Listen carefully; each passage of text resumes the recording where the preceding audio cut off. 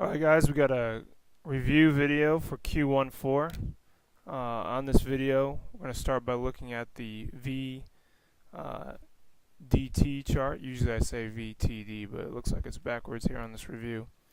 I'm going to kind of go through here and color code as I go, trying to figure out where these are going to come from in the problem and where they're going to go in the chart. So we'll start here with a blue color.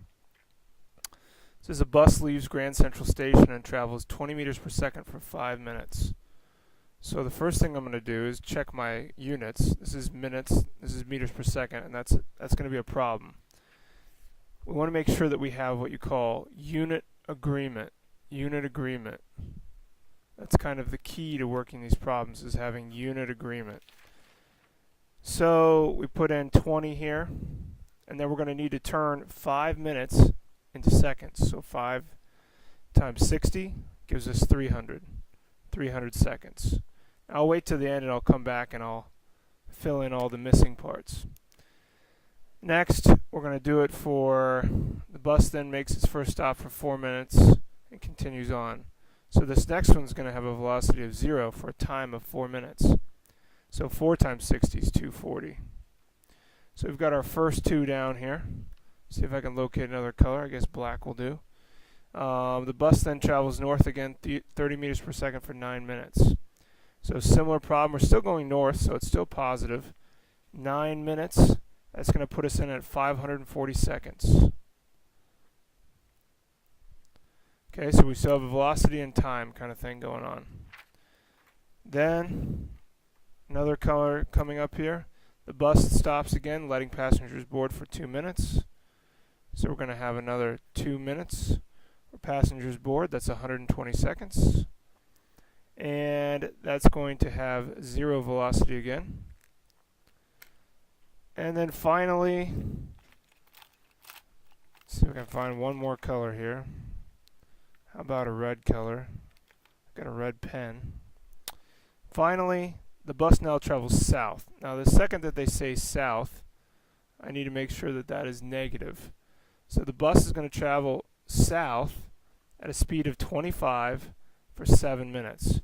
So 7 times 60 gives us 420. So now we can go back through and fill in all the missing parts. We can use this relationship right here. The math is very easy in this because it's constant velocity. It's just d divided by t. So I can put in something, for example, like 20 for v, and I can put 300 in for my time. You can see I have to multiply and it'll give me my distance, and the distance is 6,000 meters. Then I'm going to do the same thing for the next row. I'm going to take 240 for my time, and I'm going to multiply it by my velocity 0 and get a distance of 0. Then I'm going to do it for the next column or next row, and I get 16,200. Finally, for the second to last row, 0 velocity, 0 distance. And I can bring it home here with the last one. Remember, this is negative, so we get a negative 10,500. So at this point, I've now completed my chart, and I'm ready to start making some of my graph action. It's a good idea to have a running time total. A running time total can really help the graphing part, make it a little bit easier for you. So I'm going to take 300 plus 240. That's going to give me 540. So if we started a stopwatch, just coincidence that it gives us 540 and the next one is 540. So I'm going to take 540 plus 540. That gives me 1080. And I'm going to take 1080 plus 120. 1080 plus 120 gives me 1200. And I'm going to add 420 to that. 1620. So my total elapsed time will be 1620. That's going to help me establish my maxes and mins. I can do something similar for the distance just to figure out what my endpoint will be, but I won't use parentheses because it won't really help me all that much in my graph. I'm going to take 6,000 plus 16,200 plus a negative 10,500. And when I do that, I get 11,700. So this will be kind of like where I end up my distance, and then my time would be 1620. That's going to be my end point. Notice I'm going to end up like up here in the positive and not down here in the negative. So time to establish some scales. Since we're dealing with something like a total of 1620, maybe every 500 would be an appropriate scale, like 500, 1,000, 1,500, and 2,000. So I'll go ahead and label these things. 500, 1,000, 1,500, and then 2,000. Same thing for the time. Now, sometimes it's more convenient to stack these graphs, but here, that's not what we're going to do. 500, 1,000, 1,500, and 2,000 are my different times. And we'll come through here and do our velocities. So, the maximum velocity being 30, so maybe I do 15 and 30. And then I'll do the same thing down here, negative 15 and negative 30. Start plotting. We'll do the velocity first. So we went at 20. That's a little bit above 15 for the first 300 seconds. So that puts me over to about here. Then I'm going to plot 0 for another 240, taking me to 540. So just a little bit past 500 there, 540. That's really hard to see, but hopefully you can make it out there. Then I'm going to go 30. So I'm going to go up faster than before, all the way up here to 30. And I'm going to do that all the way to 1080. So I'm going to bring it just past 1,000. Maybe I'll use these to kind of show you where the other ones were at. So now I'm at a time of 1,200.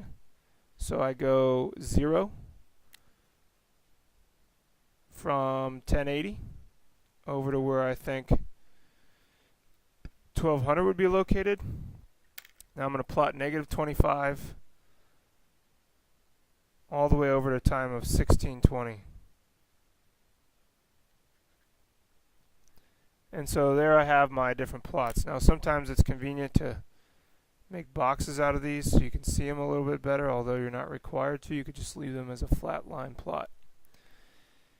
Now we could take the integral of these and we could come up with the areas, and the areas would be the distance. So the area of this from my chart would be 6,000, the area of this would be 16,200, and the area of this would be negative 10,500. And if we added up all those areas, we'd get our endpoint 11,700. So let's go ahead and we'll plot these now. So the first distance I'm going to plot is going to be, well, I guess we should establish a scale for our distance. A good scale might be 10,000 and 20,000. So maybe I put 10,000 here, 20,000 here, making my marks. So I go over to a time, pretty short time really, of 300, so about right here, starting at 0 of course, and going up to a distance of where we think 6,000 would be, so about right here. Then we're going to go and plot, this is the thing we're really going to be careful of. Don't plot the 0 here, just stay kind of at this distance of 6,000. So we're going to stay at 6,000 for the next 240 seconds, taking us a little bit past 500. So that's my next plot. Then I go forward again, so now I'm moving forward. So I'm going to go add these two things together. That gives me 22,200. So that's almost, that's past my maximum scale. It's going to be kind of weird. It's going to pull me all the way up in here. I guess I didn't think about that too much when I was making this graph. But we're going to be all the way up in here, which is kind of weird, but we'll have to work with it. Then we stay put all the way to 1,200. We're at 1080, and now we're at 1,200, so I'll make another little mark there. And then we're going to start going back 10,500, taking us to 11,700. So we're going to take us all the way to 1620 at 11,700. So that puts us about right here. Now I'm going to put a big X in there because that's my endpoint. Now I'll try to use colors to connect these things. Blue was first situation, then silver was my next situation. Then it was black, taking us all the way up here. Straight lines, right? Constant velocity, straight lines in a position time graph. Then we went over horizontally in yellow. holding a constant position with a constant velocity of 0, and then finally taking us to our endpoint. And remember, our endpoint we can label if we like, and it would be a time of 1620 and a distance of 11,700. So that's how we do this first problem of 2. Stay tuned for the next one.